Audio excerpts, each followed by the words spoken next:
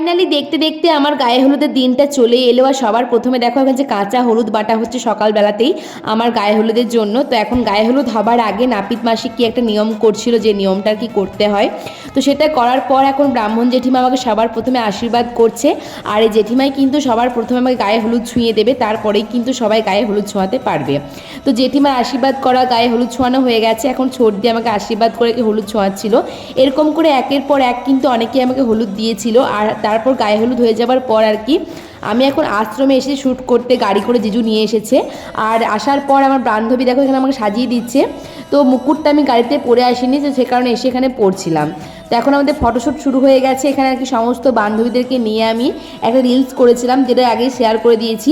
কি এই গায়ে হলুদের বড় ব্লগটা আমি শেয়ার করে দিয়েছি, তোমরা ডেসক্রিপশন থেকে দেখে নিও। তো দেখতেই পাচ্ছ বাড়িতে আসার পর এখন আলতা পরা হচ্ছে। তো আজকের মিনি ব্লগ এই পর্যন্ত, দেখা হবে নেক্সট মিনি ব্লগে। আজকের মতো টাটা, বাই বাই।